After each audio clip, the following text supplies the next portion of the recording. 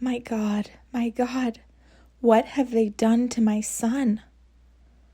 Long ago, I held him in my arms as he smiled, cooed, and brimmed with new life. I covered his nakedness with swaddling clothes.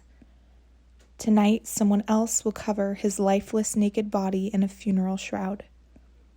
I will hold him one last time in my arms, but his face will never smile again. God, is this the fulfillment of the angel's message given to me at his conception, that my little lamb would be the Savior of the world? When my little Jesus was dedicated in the temple, Simeon told me a sword would pierce my soul.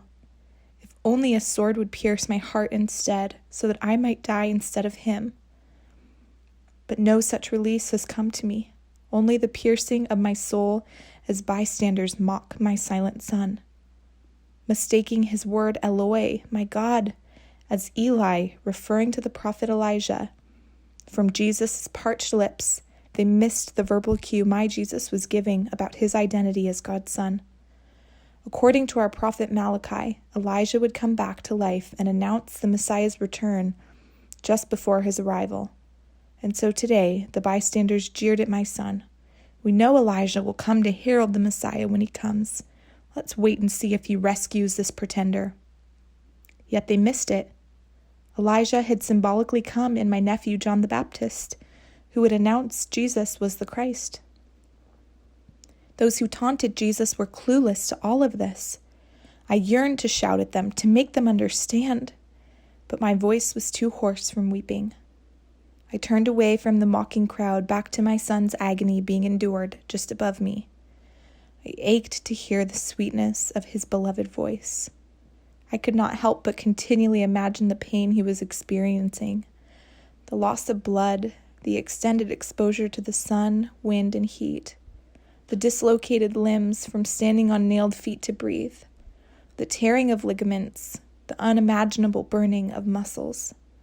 On top of that, he had been given nothing to drink since yesterday's Passover dinner. His thirst must be excruciating.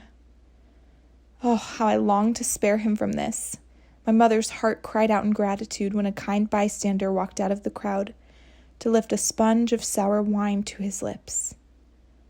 Jesus sucked the sponge dry, not to soften the blow of his suffering, but to gather strength so that every onlooker would not mishear his final cry.